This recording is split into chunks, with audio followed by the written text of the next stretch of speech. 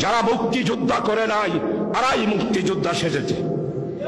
মরহুম শেখ মুজিব, আমি আমার প্রিয় ছাত্রদেরকে বলতে চাই, মরহুম শেখ মুজিব মুক্তিযুদ্ধায় অংশগ্রহণ করে নাই।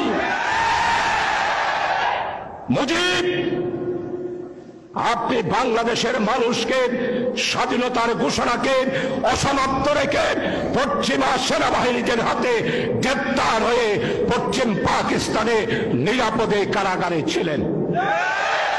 শেখ হাসিনা, আপনি ২৫০০ টাকা করে বেতন নিয়ে পাকিস্তানি সেনাবাহিনীদের সহায়তায় আপনি মুক্তিযুদ্ধা তো করেন নাই, বরং আরাম আয়সে জীবন কাটিয়েছেন। তাই আজকে বলতে চাই, আওয়ামী লীগ মুক্তিযোদ্ধার সংগঠন নয়।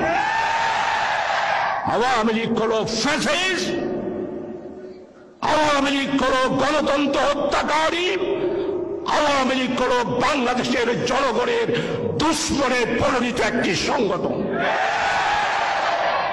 প্রিয় ভাইয়েরা, তাদের ছাত্র সংগঠন যার নাম ছাত্রলীগ, এই ছাত্রলীগ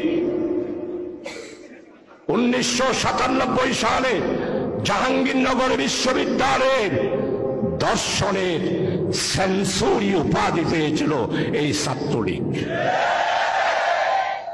আজকে স্পষ্ট বলতে চাই, ছাত্রলীগ শিক্ষা প্রতিষ্ঠানে সংগঠন করার কোনো অধিকার নেই।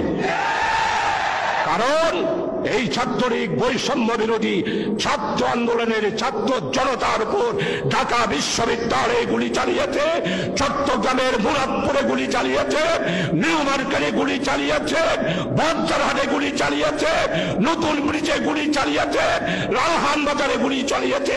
তাই বলতে চাই, চট্টগ্রামে ছাত্রলীগের স্থান হবে না। ছাত্রলীগ এইখানে সংগঠন করতে পারে। আর এই সমস্ত মামলার আসামি হলো শেখ হাসিনা। শেখ হাসিনা, আপনি আমাদের নেতারা পালাইলাম, এই দেশ গোলাম আজমের বাংলাদেশ, এই দেশ মাওলানা মতিউর রহমান নিজামীর বাংলাদেশ, এই দেশ আলী হাসান মোহাম্মদ মুজাহিদের বাংলাদেশ। এই বাংলা আপনাদের নয়। আপনারা বাংলাকে হিন্দুস্তানের করব রাজ্যে পরিণত করার ষড়যন্ত্র করেছিলেন, আর এই ষড়যন্ত্র রুখিয়ে দিয়েছে বৈষম্য বিরোধী ছাত্র আন্দোলনের ছাত্র জনতারা। এই ষড়যন্ত্র রুখে দিয়েছে। প্রিয় ভাইয়েরা, 18টি বছর বেনজির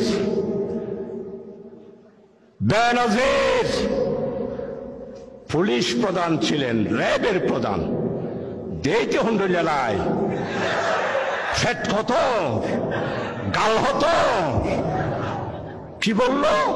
ছাত্র শিবির মিছিল করলে দেখামাত্র গুলি। এখন আসো না, একটু দেখামাত্র গুলির জন্য আসো। আমরা প্রতিশোধ নিই না, আমরা প্রতিহিংসা করি না। ছাত্র শিবির যদি প্রতিশোধ নিতে চাইতো, 1 মিনিটের জন্য এই ফ্যাসিস্ট আওয়ামী লীগ পুলিশ বাহিনী রাজপথে নামতে পারত না।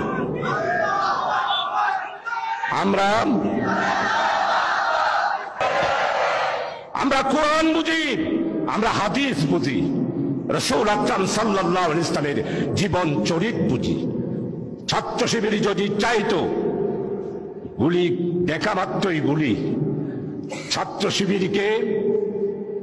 শিবিরের জন্ম 77 সালে। কিভাবে আওয়ামী লীগের নেত্রী পার্লামেন্টে ছাত্র শিবিরকে রাজাকারের দল হিসেবে পার্লামেন্টে আপনি বক্তব্য রাখলেন? প্রশ্ন রাখতে চাই, আপনি ছাত্র শিবিরকে রাজাকার হিসেবে প্রমাণ করতে পারেন নাই, স্বাধীনতা বিরোধী হিসেবে প্রমাণ করতে পারেন নাই,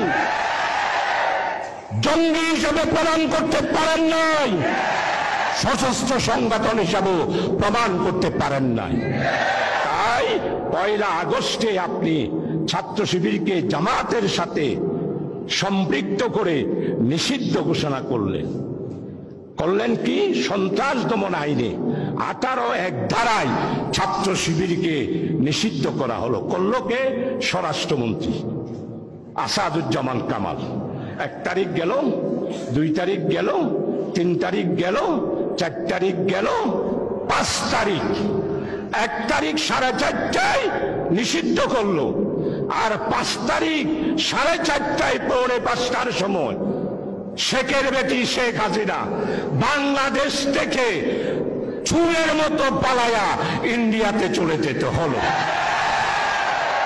এটাই হলো ছাত্র শিবিরের কারামত। এটাতেই প্রমাণ করে ছাত্র শিবির আল্লাহর দল। এটাতেই প্রমাণ করে ছাত্র শিবিরকে আল্লাহ ভালোবাসেন।